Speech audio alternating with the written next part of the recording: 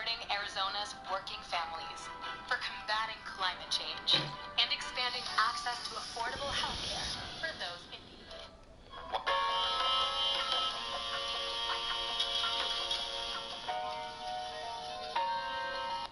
While that appears to be SCP-056's preferred form, it's far from its only one.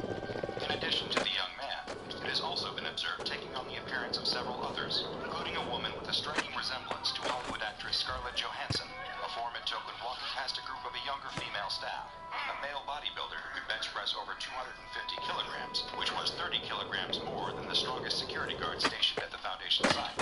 It took the form of a female doctor who was measured as having an IQ score 30 points higher than any on-site researchers, as well as non-human forms, like a large, well-groomed Labrador retriever when it was exposed to another researcher's dog, and an extremely aesthetically pleasing couch when left alone in its own containment chamber.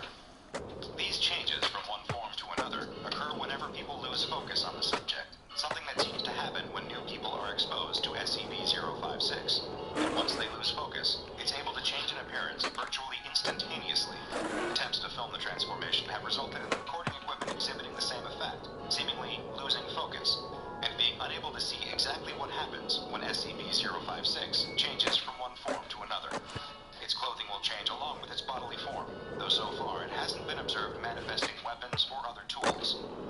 Great efforts have been made to determine SCP-056's original form, though so far these have all been met with failure. When placed within an empty concrete cell and placed under constant video surveillance, the cameras experienced the same loss of focus that others did, and then were met with a rather surprising figure left in the room. SCP-056 had taken the form of a video camera, similar to the one being used to record it, though a slightly more advanced and expensive model.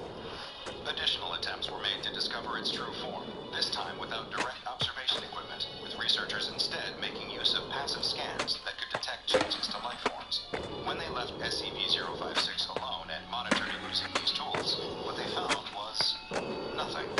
There was no detectable body temperature, heartbeat, or even weight. It appeared that when not observed, SCP-056 simply ceased to be.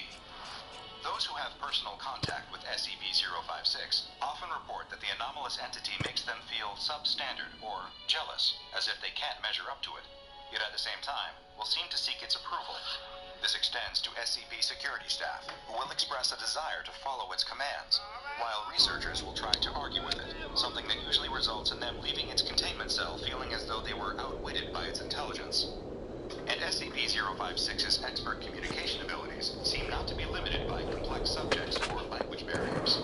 Research has shown it to be fluent in at least 200 different dialects, and it has exhibited an expert level of knowledge in such varied topics as fashion, automobiles, theoretical science, sports, and a multitude of others, all of which it will usually show a greater knowledge of than the person it is conversing with. And despite leaving the conversations feeling dejected about their own abilities, those who talk to it will almost always express a desire to speak with SCP-056 again, as if they can't resist being made to feel inadequate by it.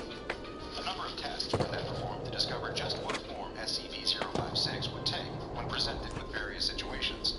The results were rather interesting. In the first, a male Class D personnel was given a knife and told to try and attack SCP-056. 056 quickly took the form of a young, fit man who was able to effortlessly disarm the attacking D-Class and kill him with the knife instead. In another test, a female D-Class entered its cell not with a weapon, but with a bottle of expensive wine. They were met with SCP-056 in the form of a young, beautiful woman who accepted the wine, and upon trying it, spit it out in the D-Class's face and sent them away. Next, researchers sent 2 D-Classes in at the same time, one male and one female, with no specific orders at all. SCP-056 appeared as a beautiful woman in a well-tailored business suit, who proceeded to examine both the D-Classes, pointing out their each and every physical flaw before sending them 2 on their way. Researchers then tried sending 10 Class D personnel into the cell, all of whom were male and who had expressed a romantic preference for females. SCP-056 appeared as an especially beautiful female in a low-cut red dress. 056 didn't interact with the group in any way, but after 10 minutes, the D-Classes began to look uncomfortable. Soon, an all-out brawl broke out between the D-Classes as they violently assaulted each other, apparently for SCP-056's approval. 056 seemed to watch the melee with pleasure for several minutes before calling an end to it and sending them home.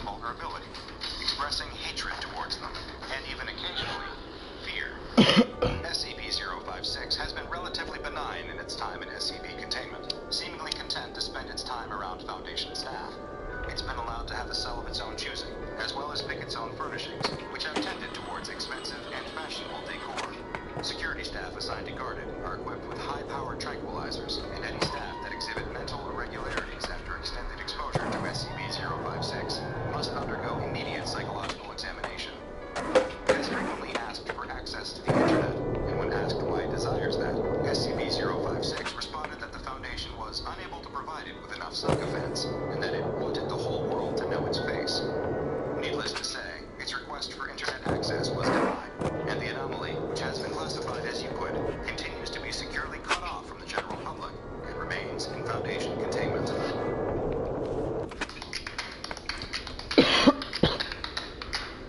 Means it defends itself.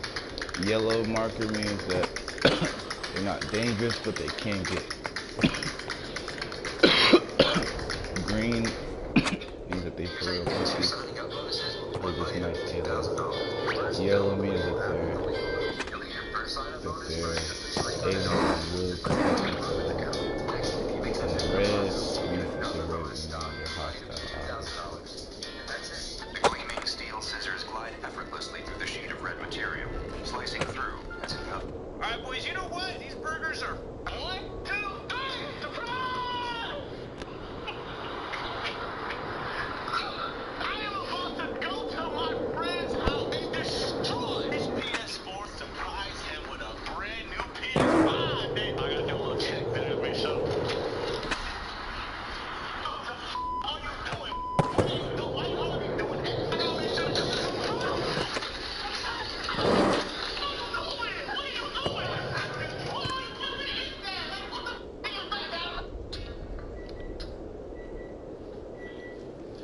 You're right in the middle of one of the hottest summers on record. The days are filled with bright, scorching sun and searing heat. You've been laying around with your air conditioning on full blast just to try and cool yourself off.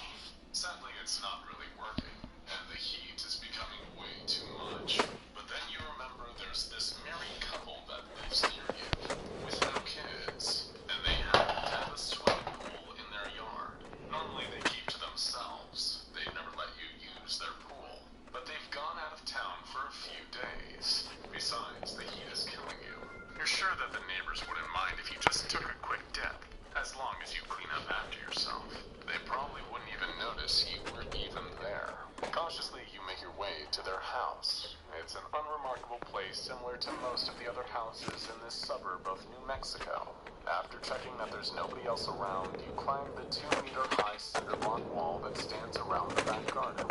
As you drop to your feet, sweating and panting from the unrelenting summer heat, you see it. The pool. Your salvation. Water never looks so appealing. Immediately, you step barefoot across the sun-scorched tiles and sit on the edge, legs in the water. It's cool and refreshing. Perfect for a day as hot as today. You're already changed and wearing your swim trunks, so it doesn't take long for you to paddle out to the middle of the pool, letting that chilled, clean water cool you off. As you're taking a dip, you notice the pool's jets turning on automatically. It's a little bit odd, but you shrug it off. That couple clearly shelled out for a pool with a lot of fancy bells and whistles. But extra features aren't why you're here. You came because if you didn't, then you could have melted under all that sunlight. Floating on the surface of the water, you relax with your arms behind your head and close your eyes. You don't have time to realize that coming here was a mistake. Instead, you start to feel relaxed, so calm, so tranquil. You're one with the water around you now. It's almost as though you could just disappear. So, you do. The police never find any trace of you. Everyone else simply writes it off as a random disappearance. There's not even so much as a scrap of your body left in the pool. Just the clear, clean water. Why? Because the swimming pool you decided to take a cooling dip in wasn't an ordinary pool. It was SCP-242. But don't worry. You won't be the last to make that costly mistake. What you didn't know is that the married couple who live in that house are secretly a pair of SCP Foundation doctors. The house isn't even theirs. The Foundation procured it after the former owner, a retired out-of-state landlord, strangely vanished. He had been struggling to find anyone to rent the place, so he eventually decided to give up on the property game and move in there himself. After 3 days, he was never seen again. Now that house has only one rule that must be followed above all else. Do not swim in the pool. SCP-242 is, at least to the untrained eye, just an average swimming pool. A decent 9 meters in length, 4.5 wide, and it holds around 53,000 liters of sterile pool water. Like we mentioned before, it's even got some nifty features like water jets, a dual waterfall, and a built-in vacuum unit for sucking out any impurities. And we mean any impurities. You see, SCP-242 does go by another name, the self-cleaning pool. And while that might not sound as foreboding or dramatic as the Scarlet King or the Wendigo Skull or the horrifying nasty dude of ultimate badness, okay, we made that last one up, we can assure you that you don't ever want to suffer the fate of taking a swim in this pool.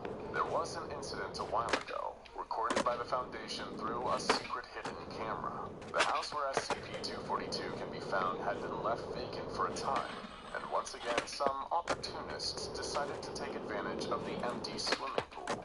This time it was a couple, a man and a woman in their early 20s. They climbed up the back wall, undressed, and even stole a couple of plastic inflatable rafts from a shed in the house's backyard. The water jets switched themselves on, startling the girl, but her boyfriend told her not to worry. The filter to clean the pool was probably just on an automatic timer, right? Surely it wouldn't have been anything to worry about. After swimming together for around 24 minutes, the couple both agreed that the water felt warm, tingly even. Both of them climbed onto their rafts, eventually falling asleep while still holding each other's hands. But almost half an hour after the jets had started, something caused the two rafts to burst. The couple awoke, startled by the loud pop of the spinning inflatables and being plunged back into the water.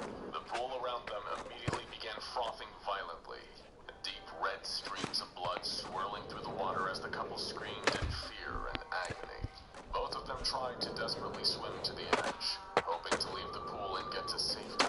But unfortunately, that plan didn't work. Before they could reach the edge, the man and the woman were pulled under the surface of the raging water, their limbs thrashing as they still tried in vain to escape. Eventually they vanished under the crimson bloody water. The frothing slowly began to calm, and the red in the pool dissipated, once again becoming clear after 48 seconds. The couple were never seen again, and a cover story was leaked to the press by the SCP Foundation 2 weeks after they went missing.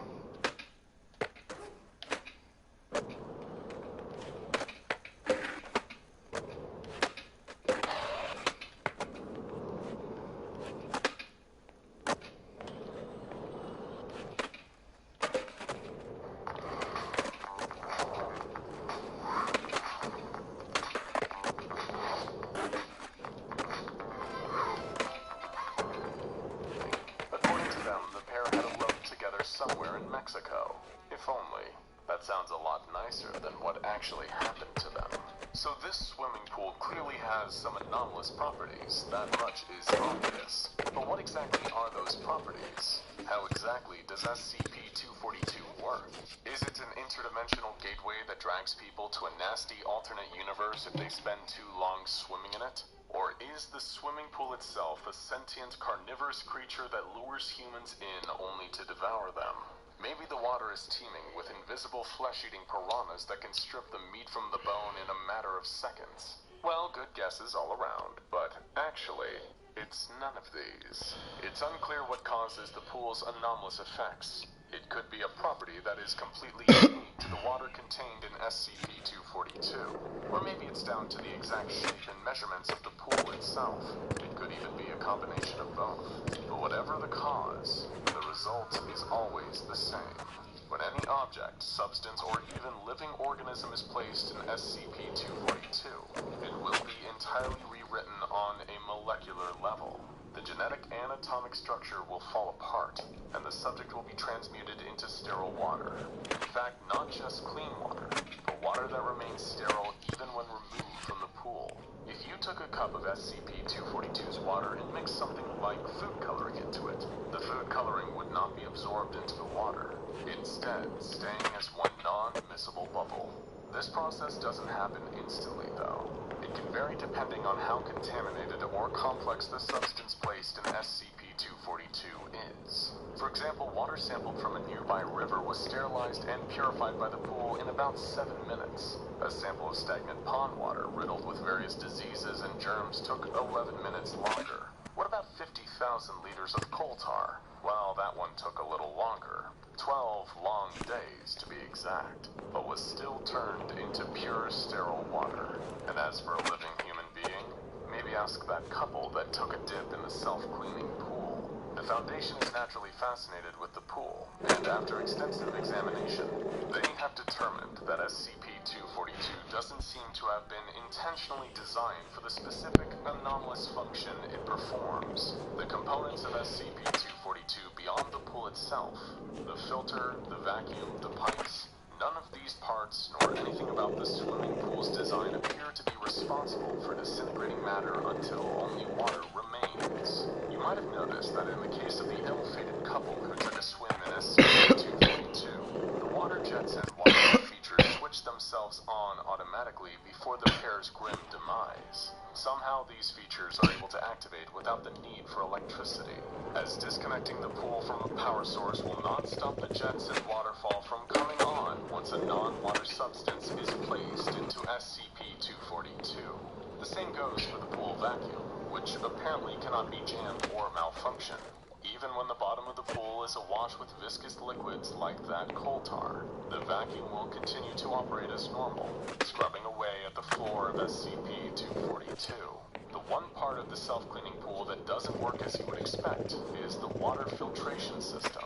There is never any water being cycled into the pool nor out of it. As a matter of fact, the pipes connecting to the filtration system have all been removed. Then again, who needs a filtration system when your backyard swimming pool can just spontaneously reduce anything to clean water? But that raises another frightening thought. Everything that the pool has ever taken and converted is still in there. Animals, objects, people, just swimming around you. Perhaps if they could still think, they'd scream and shout and tell you to get away, to run while you still can. But the second your skin touches the water, you're destined to be with them forever and ever and ever. It's enough to send a liquid chill down your spine. Okay, so if it's not the actual physical pool that causes these anomalous effects, that must mean it's something in the water, right? Perhaps some microscopic flesh-devouring microbe, or some ancient curse that was placed on the water before it was used to fill up the pool. Surely if you took a cup of water out of SCP-242, it would still break down structures on a molecular level, leaving only more sterile water. Well, the researchers working at the SCP Foundation thought much of the same, and conducted a series of tests to determine the exact properties of SCP-242's water.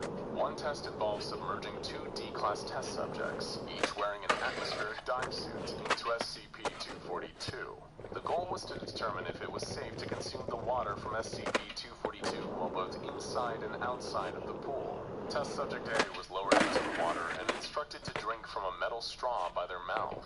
The eyepieces of their goggles were blacked out, so they couldn't see what they were drinking from.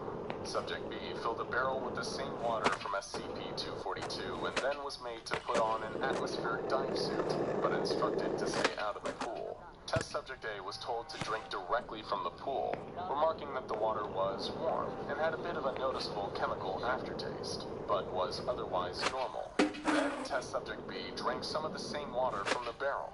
Apparently it was cool and tasted of, well, nothing, just like water usually does. After a moment more of drink, subject A began belching, finding that they had uncontrollable gas. The water had begun to feel warmer, stinging the subject's mouth, while for subject B, the water from the barrel stayed cool and refreshing. The Foundation doctors overseeing the experiment instructed test subject A to keep drinking, which they did until it felt even hotter to the taste. What's cracking, y'all? It's your boy Futuristic with the Marines, and today I'm gonna drop some bars about our core value. Cause if you wanna be the greatest, then it takes commitment. What's the point if you ain't out here trying to make a difference? Moving on and know your purpose, gotta take it.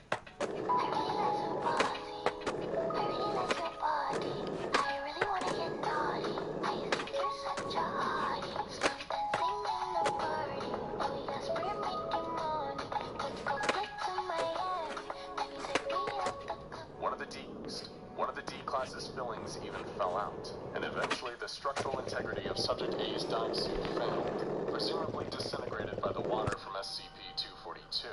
After a few muffled screams and gurgling noises, Test Subject A wasn't heard from again, and we can all probably guess why. As for Subject B, they kept drinking from a barrel, suffering no adverse effects. Even after 17 long hours, there were no noticeable psychological or physical changes. Even their urine showed no traces of abnormality. The water from SCP-242 left in the barrel evaporated as normal, leaving behind no residue or any indicator as to why taking the water out of the pool made it safer to drink than the same water in the pool. Perhaps the moral of the story is to just be careful where you choose to take a swim. Otherwise, it could be your last. Now this is a snack. What's a snackle anyway? It's either a snack or a meal. It can't be both. It's a snackle. Bang, bang, boom. What snackling would that be? Let's see you move your way out of that. You're on a break. I'm about to open up a free pack of cards for signing up with Dibs. Let's check out what I got. Dibs is a 24/7 marketplace to buy and sell fractions of player cards. I just signed up and got this free pack with a bunch of studs. DK Metcalf worth $20. Mike Trout. You're right in the middle of one of the hottest summers on record. The days are filled with brights. Why don't I take you to a real kitchen where we have real burgers? Real burgers? Did you see this? What? We're going to McDonald's. We're going to McDonald's. I'm gonna get some chicken tendies. I'm gonna get a burger. I'm gonna get a large Sprite. Let me get my shoes. Let me get my shoes on. JC, smashing McDonald's, boys. Oh, I'm so excited. I'm gonna get a burger. I'm so excited I could. No. No, don't do that. No, don't do that. Oh, okay. All right, boys. Come here. Have you guys ever had a Happy Meal before? No. What's a Happy Meal? It has a burger for Juicy, it has fries, and it has a drink. And guess what? You get a little toy that you can play with. Oh, I need a new Hot Wheels car. I lost the last one in my bum. What is it with you with like stuff, dude? I need a new Hot Wheels car as well because mine got lost in Smashing's bum as well. Oh, okay, boys. Come on, boys. Hey, boys! It's Uncle Eddie. Uncle Eddie. Boys, you're here. What are you doing behind the counter? Well, dog, I was making your burgers. Oh. You guys want a Happy Meal? Yeah. Hurry it up, Uncle Eddie. Jesus Christ, I'm fucking starving. Wait, Juicy. Hold on, wait, boys, wait.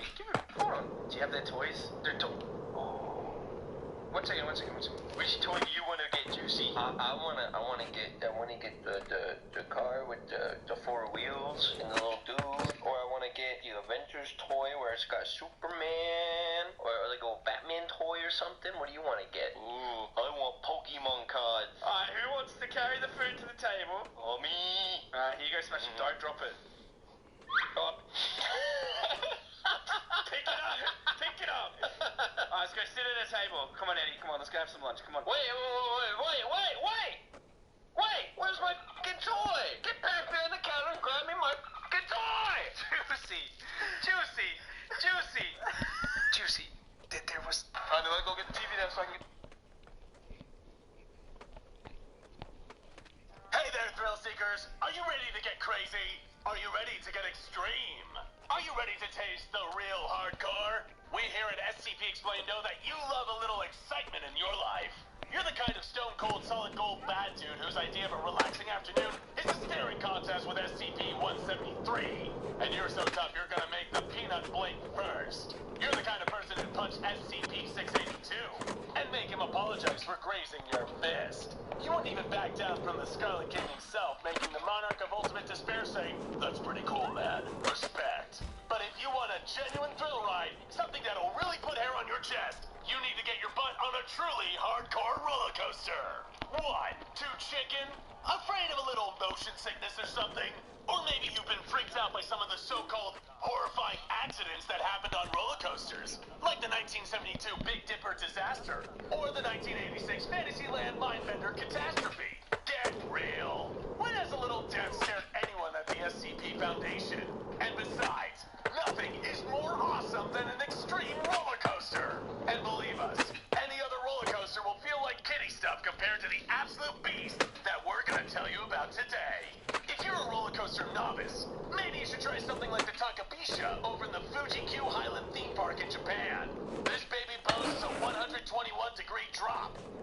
for making people fall out of their seats. Or maybe you want to try something like Yukon Striker over in Canada. This widowmaker of a coaster has floorless seats, a 360-degree flip, 4 inversions, and a 75-meter drop. That's a little too tame for your taste? If you're feeling really brave, you can hop on the King to Ka over in the New Jersey Six Flags theme park. You'll get a super fast 90-degree climb, followed by a bone-stripping 139-meter drop, a 129-foot camel hump, and a 270-degree spiral. Ha! That'll give you a healthy dose of vitamin G-force. Why are we telling you all about this? Because compared to SCP-2183, all those coasters are like riding a tricycle with stabilizers in your mom's backyard. There's no coaster more powerful, more thrilling, and more adrenaline-pumping than SCP-2183. Let's take a look at some of the specs. You can find this bad boy in an undisclosed location somewhere in Idaho. This ride is so hardcore, the killjoys over at the SCP Foundation don't want you to ride it. But if the lamos over at the Foundation had their way, nobody would be having any fun. Am I right? Look at how they put the kibosh on the Carnival of Horrors, or as they call it, SCP-823. Anyone who wants to go on one of those rides will just have met the business end of a Foundation sniper rifle. And think about all the kids who've been deprived of the awesome childhood experience of Cragglewood Park, aka SCP-2571, because the Foundation party poopers decided to rain on everybody's parade. It's safe to say that if the Foundation wants to keep you away from it, you're gonna have a dope time with it. And the SCP-2183 roller coaster is no exception. They have the whole park blocked off and patrolled by at least 4 security guards at any given time. People who see this beast in action are given Class F amnestics, and they've spared no expense in suppressing anything about this coaster to end all coasters in the media. But trust us, getting a ride on this thing is totally more than worth getting on the SCP Foundation's bad side. That's right. This killer coaster has a max height of 37.2 meters and a max speed of almost 90 kilometers per hour. You can't drive that fast anywhere but the Autobahn over in Germany. Sure, it may technically be unfinished, but this bad boy still has a physical track length of 798.8 meters. You're probably wondering why we said physical there, right? That's because when it comes to SCP-2183, the real ride starts when the track comes to an end, baby. When the ride starts rolling, it blasts down the normal tracks like a bullet. But when the track hits and the cars fire off, they don't fall. No way. The cars keep speeding mid-air, continuing on the intended track from the roller coaster's initial badass blueprints. But that doesn't mean this ride does everything by the books. SCP-2183 is a ride that knows how to party. There's never any predicting the exact ride length, because every time the carts fire off the uncompleted section of track, they take a totally different path back to the start. That makes SCP-2183 officially the most unpredictable roller coaster in the entire world. The shortest recorded length of the non-physical section of track is 1,080 meters. That's almost double the length of the physical track. And the maximum length of the non-physical portion of the track has been 5,460 meters, which is over twice the length of the Nagashima Spa Land Steel Dragon 2000, the longest roller coaster in the world. But we know what you adrenaline junkies are thinking. It ain't just the length that gets a major buff, it's also the height and speed. Top recorded heights on the mid-air tracks have been up to 100 meters, making it the 5th tallest roller coaster in the world. And speeds have reached a face-melting 180 kilometers an hour, making it the 4th fastest roller coaster in the world. But maybe like Shania Twain, that don't impress you much. We get it. You're probably thinking, 5th tallest, 4th fastest? I thought you said this coaster was truly hardcore, SCP explained. But like a good coaster, that's just because we haven't hit you with the big twist yet. That twist being, everything we just told you only applies to when the carts are empty. When someone is actually on this absolute monster of a roller coaster, it starts to do things you wouldn't believe. For you to really understand just how off the rails crazy this train can go, we've got to tell you about D93